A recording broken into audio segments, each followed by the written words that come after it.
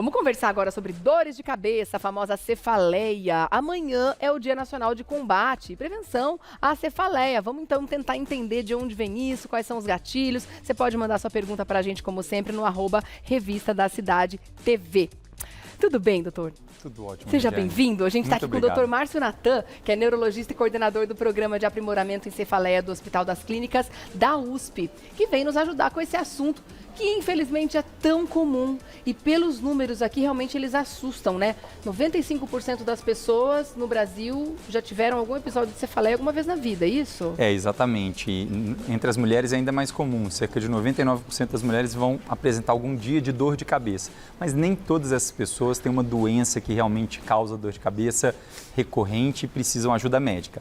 Mas ainda assim, cerca de 15% da população no Brasil tem enxaqueca. Essas são as pessoas que precisam de ajuda. Terrível, né? E que muitas vezes elas ainda não entenderam o que pode trazer essa dor de cabeça para a vida delas, porque existem gatilhos específicos que podem ser evitados. A gente vai conversar um pouquinho sobre gatilhos. Se você quiser, a gente pode até trazer uma maquete aqui para poder mostrar um pouco o que realmente é gatilho da enxaqueca e o que é, hoje em dia, mito em relação a gatilho. Então, aqui a gente tem um cérebro, porque, na verdade, uma coisa muito interessante é essa. O local onde a enxaqueca se inicia, hoje a gente sabe, é mesmo no cérebro. Então, por exemplo, um gatilho que muita gente acredita e que a gente sabe que já é um mito. Alimentos como chocolate. Não é um gatilho importante da dor de cabeça, especialmente na enxaqueca, mas um sintoma do início da crise da enxaqueca pode ser vontade de comer chocolate. Por isso essa confusão entre gatilho. Então, esse é um mito, alimentos como chocolate. Agora, tem um gatilho que é realmente comum, que é o álcool. Então, ingestão de álcool é verdade, é um gatilho possível para a crise. Mas é por causa da desidratação? A desidratação é um dos fatores, mas o próprio álcool dentro do nosso organismo, ele é metabolizado e ele vira uma outra substância que essa pode irritar a meninge, tecidos da cabeça e gerar dor com isso. Então, existem vários fatores relacionados ao álcool. Eu achei que fosse principalmente por causa da desidratação. Quando a gente vai tomar alguma coisa, mas hidrata, toma água entre um copo e outro, etc., a gente poderia amenizar isso. Certamente ameniza, porque aí a gente vai ter só um fator e não os dois, né? A desidratação e os aldeídos. Então, vale a pena se hidratar. Vale a pena testar. Isso, uma pessoa que tem enxaqueca, mesmo com quantidades pequenas, como meia taça de vinho ou um copo, pode ter como gatilho. Um outro gatilho que também é real é esse daqui. A gente está vendo uma mulher que está no período da sua menstruação. O período menstrual, ele é um gatilho importante para desenvolver crises de dor de cabeça na enxaqueca, que muitas vezes são as mais intensas, as que duram mais tempo e as que respondem menos aos analgésicos. Então, esse é um gatilho real. Hormônios, né, isso é real, de fato, Viviane. Mas para falar de um outro gatilho que é muito comum, que as pessoas suspeitem, mas que a gente sabe que é mito, a gente tem que mencionar alterações da visão como necessidade de óculos ou problema de refração. É verdade, muita gente acredita, a criança está tendo muita dor de cabeça, leva no oftalmo. Exatamente, né? Regiane. Quer dizer que é mito? É mito isso, e já tem muitos estudos que demonstram que erros de refração ou necessidade de óculos não é uma causa de dor de cabeça. Então, se a pessoa tem dor de cabeça recorrente, é outra coisa que ela está precisando de ajuda. Pode ser que ela precise de óculos de fato, mas não está relacionado, então. Exatamente. Mito, tá Exatamente. bom. O que mais? A gente tem também uma outra queixa que é muito comum, que é a queixa de sinusite. Então, veja que interessante, muitas pessoas quando têm dor na região da face, que tem essa percepção de que está tudo com muito muco, produzindo ali muito muco, nariz escorrendo, desenvolver uma sinusite. Sinusite que recorre muitas vezes para essas pessoas. Acontece que sinusite, na verdade, é uma infecção. Infecção geralmente está relacionada à prostração, a pessoa ficar meio amuada, ela pode ter febre, aí sim a gente está diante de quadro de sinusite. Enquanto a enxaqueca, ela pode ter dor na face, sensação de preenchimento dos seios e pode parecer sinusite. Muitas vezes, na verdade, a gente está falando de sinusite relacionada, na verdade, à enxaqueca. A pessoa acha que tem sinusite e, na verdade, o que ela tem é enxaqueca. Então, a sinusite não traz a enxaqueca. A dor da sinusite está aqui, ó, na frente, nessa região. Sim. Testa, né, onde os seios da face estão infeccionados, inflamados, etc. Isso. Agora, o contrário acontece. Quem tem enxaqueca pode achar que está com sinusite. Exatamente, porque a forma como a enxaqueca dói pode variar muito. Olha e ela só. pode parecer uma sinusite. Então porque não a é dor... num lugar só da cabeça, pode ser em vários lugares. pode ser em qualquer lugar da cabeça. Mesmo no pescoço, a enxaqueca tem muita dor no pescoço, especialmente antes da dor ficar intensa na cabeça. Sim. Rigidez no pescoço. Parece que tá rígido, né? Isso. Sensação de tensão, né? Então quer dizer que sinusite não é gatilho para crise de enxaqueca? Sinusite não é gatilho. Tá. Tem mais algum aí? Problema de óculos também não é gatilho. Tirou. E a gente vai terminar com uma questão que é muito importante, que é a questão do sono. O sono, ele, na verdade, ele pode funcionar como um fator importante. Uma pessoa que tem insônia, ela pode desenvolver piora da enxaqueca, mas às vezes essa relação não é tão direta, tipo, eu dormi mal essa noite e no dia seguinte eu tenho crise. Às vezes, o acumulado de dias que a pessoa vai dormindo mal, ela vai percebendo que ela vai tendo mais dores de cabeça, mesmo se ela dorme bem. Tá. Então, a saúde do sono é muito importante para quem sofre com dores de cabeça. Tá. Agora, tem outros gatilhos que a gente ouve as pessoas comentarem, que de repente não sei se é mito ou se é verdade, mas, por exemplo, cheiros. Cheiros fortes, cheiros de perfumes, né? Que a pessoa, de repente, não tem muita tolerância para aqueles cheiros. Podem ser gatilho para enxaqueca? Não é um gatilho cheiro, mas existe uma razão pela qual as pessoas acham isso, que é a seguinte. Antes da dor de cabeça começar, essas pessoas começam a ter uma intolerância a cheiros. Elas começam a ter uma aversão a cheiros, às vezes agradáveis, como perfume. Só que a dor de cabeça não começou. E aí elas não sabem que, na verdade, elas estão em crise de enxaqueca. Então, quem tem essa percepção de que a crise de enxaqueca é causada por exposição aos cheiros... Fica mais sensível. É preciso notar se, na verdade, aquilo não é um sintoma do início da crise, antes mesmo da dor de cabeça começar. Tá. E outra questão também é com relação à cabeça. Pessoas que usam tiara ou fazem rabos apertados e acabam gerando uma tensão nessa região. Isso também pode ser gatilho para dor de cabeça? Isso sim, isso é verdade. A gente observa, por exemplo, o uso de máscara relacionado à pandemia gerou dor de cabeça em muitas pessoas. Essa sim é uma causa, não necessariamente de enxaqueca, mas isso pode gerar dor de cabeça. Tá bom. Tem muita pergunta ainda sobre isso, inclusive do pessoal das ruas para você. Vamos lá? Vamos lá. Vamos soltar a primeira? Veja aí, pergunta da Aline. E quando uma dor de cabeça é muito forte, pode causar AVC? Boa pergunta. Pergunta muito comum. Dá a impressão que a gente vai enlouquecer, né? É verdade. Dá vontade de trocar a cabeça por outra, assim, ó. Essa aqui não tá dando certo. Me dá outra, porque a dor é muito forte, né? Assusta as pessoas e elas têm medo exatamente disso, de ser um AVC. Na verdade, a dor de cabeça não causa AVC. Mas, por outro lado, o AVC é uma doença muito grave, que tem que ser reconhecida e ela pode ter entre os seus sintomas a dor de cabeça.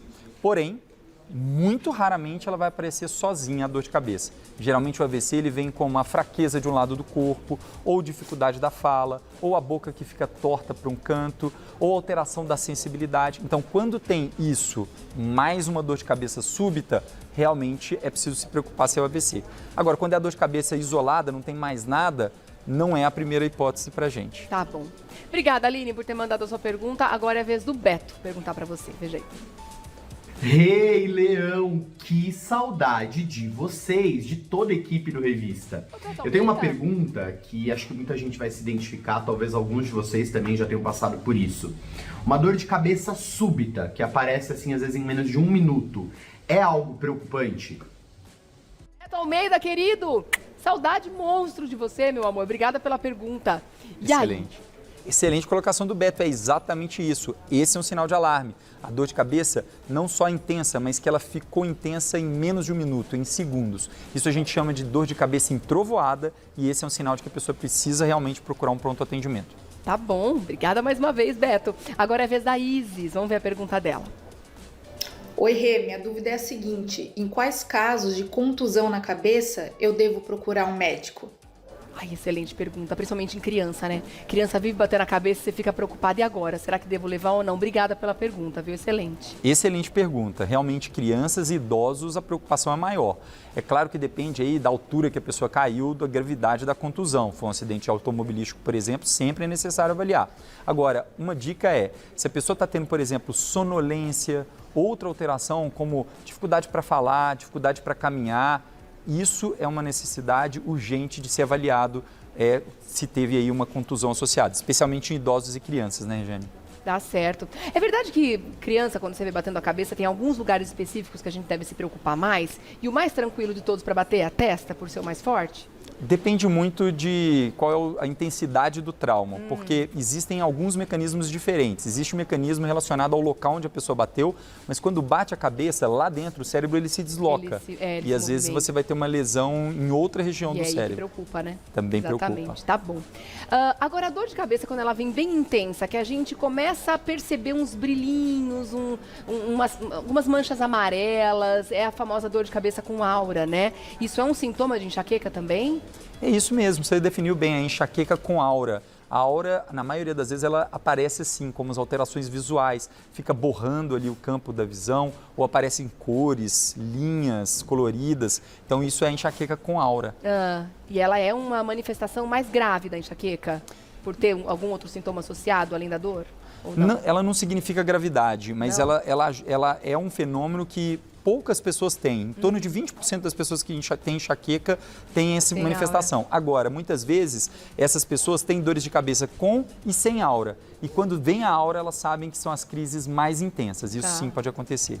Tá certo. Agora é a vez da Alessandra fazer uma pergunta para você. Vamos ver. Quando a cabeça está formigando, latejando ou dando pontadas, podem ser sintomas de enxaqueca? E aí, hein? A Alessandra foi realmente precisa, viu, Alessandra? A dor de cabeça latejante é uma característica muito comum da enxaqueca. Formigamento pode aparecer na enxaqueca, mas pode aparecer em outras condições também. A dor de cabeça em pressão, ela também pode estar presente na enxaqueca, mas quando ela é aquela dor que parece que tem um coração batendo dentro da cabeça, exatamente. É horrível, gente. E é muito sugestivo de enxaqueca. Né? E é essa que muitas vezes a gente se desespera e acaba tomando analgésicos demais, né? Porque dá desespero e dá vontade de acabar com isso logo. Aliás, tem a pergunta do Bruno aqui. Depois da pergunta do Bruno, eu vou complementar isso que eu estava dizendo agora, pra gente fechar esse pensamento. Manda sua pergunta, Bruno. Oi, Rê, tudo bem? A minha mãe sempre falou que para aliviar os sintomas de dores de cabeça era bom eu colocar umas compressas frias. Só que na verdade eu nunca soube. Realmente ajudam tanto as compressas frias quanto as quentes a aliviar os sintomas de dores de cabeça? Excelente pergunta, Bruno. Beijo para você, meu querido. E aí? Bom, existem essas medidas locais que podem sim aliviar a dor de cabeça. Agora, compressa fria ou compressa quente, não existe uma regra geral. São ambas medidas que vão ajudar a trazer um conforto para aquela pessoa que está no processo de dor de cabeça. Geralmente, a resposta é melhor com compressas frias. Então, pode ser usado, seja um gel desses que a gente coloca na geladeira, só não pode estar congelado, não pode colocar gelo direto, porque senão pode até machucar, queimar. Mas compressa fria tem resposta melhor. Algumas pessoas se sentem mais confortáveis com compressa quente. Mas eu gosto do uso da compressa no momento da crise, para quem pode fazer, para ajudar a aliviar e trazer um conforto maior. Que é muito caricato, né, da dor de cabeça, aquela bolsinha de gelo na cabeça, assim, na hora que a gente está com dor de cabeça. É verdade. E eu queria justamente entrar nessa questão, se tem coisas que a gente pode fazer, porque, por exemplo, pelo menos comigo, tá? Pode ser que em outras manifestações sejam diferentes. A dor de cabeça vir de uma vez é muito mais difícil do que aquela dor de cabeça que vem aos pouquinhos, você começa a sentir aquela pontinha, daqui a pouco ela vai aumentando. Normalmente é uma crescente, né?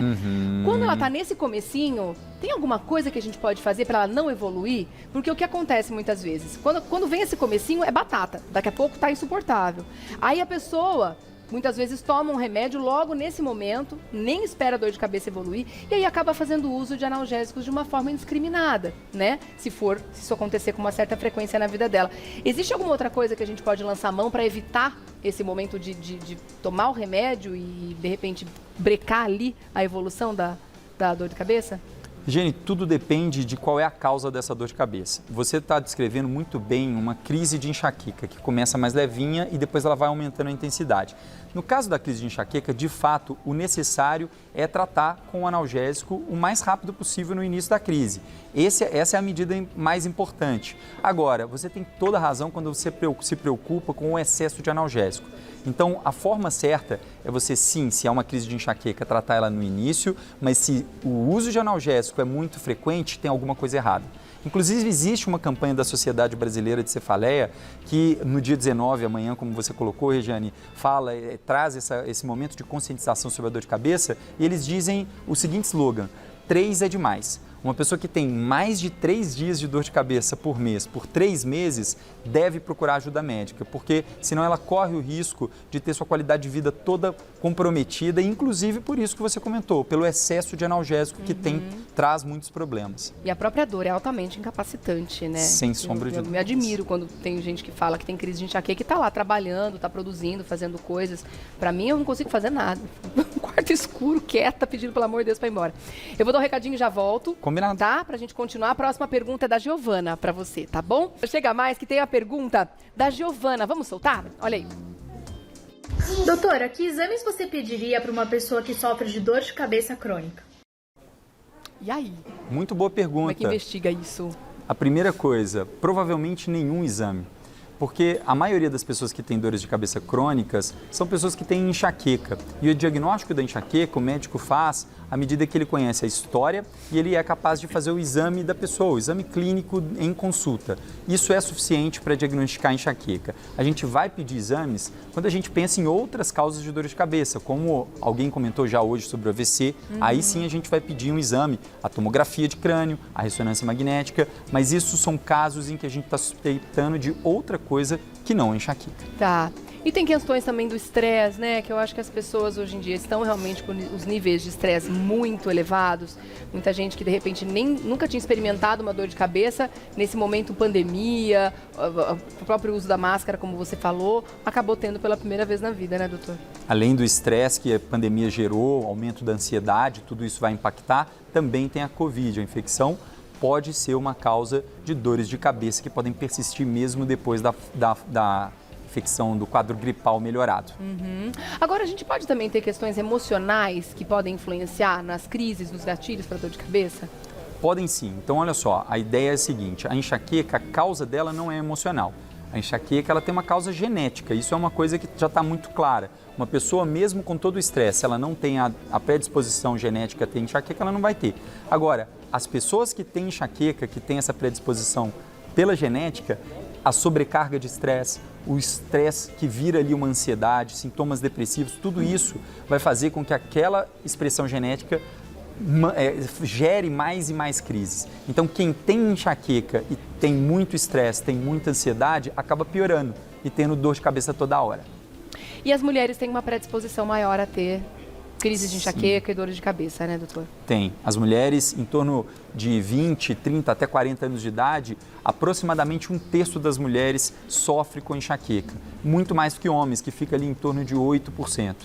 Só para finalizar, eu queria perguntar, né, que a gente ficou na dúvida, né, Leão? Da Virgínia, que está internada, está grávida, inclusive, numa situação complicada, porque a gente sabe que o uso de analgésicos nessa fase pode ser perigoso, tem que ser bem controlado, né?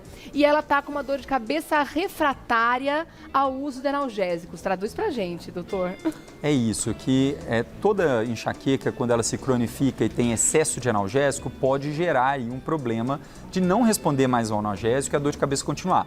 Mas aqui a gente tem uma outra questão que é a seguinte, enxaqueca na gestação. Enxaqueca na gestação acontece, mas felizmente 80% das mulheres melhoram sem nenhum remédio.